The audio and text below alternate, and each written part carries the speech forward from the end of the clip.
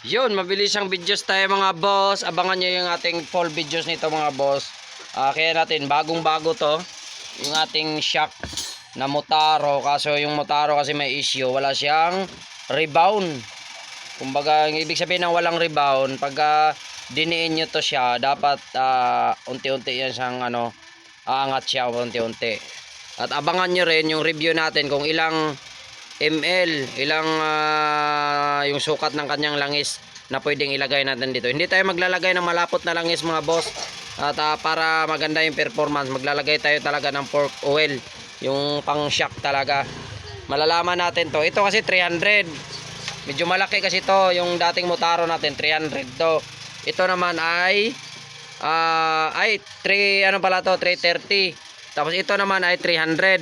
Kaya ang gagawin natin yan, baka sa Monday, dadalihin na natin to. Nilagyan natin siya ng fittings para in case magtataga siya dito, hindi siya basta-basta matuyuan ng langis at pwede natin siyang buksan dito.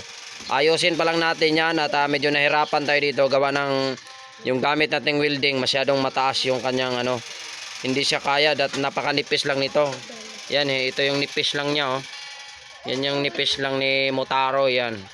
Kaya talaga manipis lang dapat ang welding. Yan lang mga boss, sharing is caring. Abangan nyo yung full videos nito mga boss.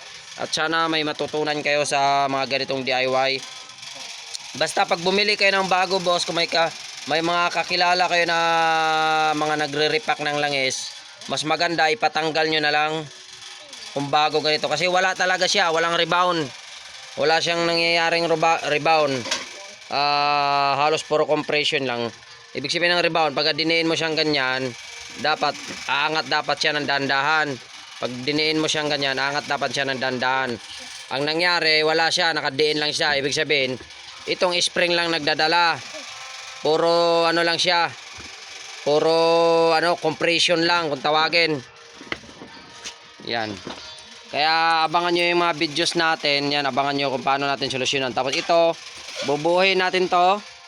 Gagawa natin to kasi bababaan natin to. Hindi tayo mag-adjust dito sa shafting kasi wala pa tayong pang trade. Ang gagawin natin to, puputulan natin dito. Saktuhin lang na kumasya yung kanyang shafting. Sasagad lang siya dito. Kaya yon, abangan nyo mga boss. At gagawin natin baka by Monday na lang. Yan, nandyan yung niya, yung ganda pa naman to. Wala pang gas-gas yun, hindi pa nagamit. Pero dahil na curious tayo kasi bakit ang tigas niya, kaya naisipan natin buksan. Buti na buksan natin, tinanggal natin tong spring. Yan, may video na ako, nakasubaybay kayo sa aking channel. Yun may video na ako nito mga boss. At yun, kung gusto nyo manood ng mga full videos ng mga DIY mga boss about sa motor or sa mga sasakyan, yan mayroon tayo sa ating YouTube channel, Aga Cesar Vlogs. Yan, kung bago lang kayo sa aking YouTube channel, pa-subscribe na lang at pahit na rin yung notification mga boss, mga idol. Thank you, Elabon Chian Vlogs. Thank you, peace out.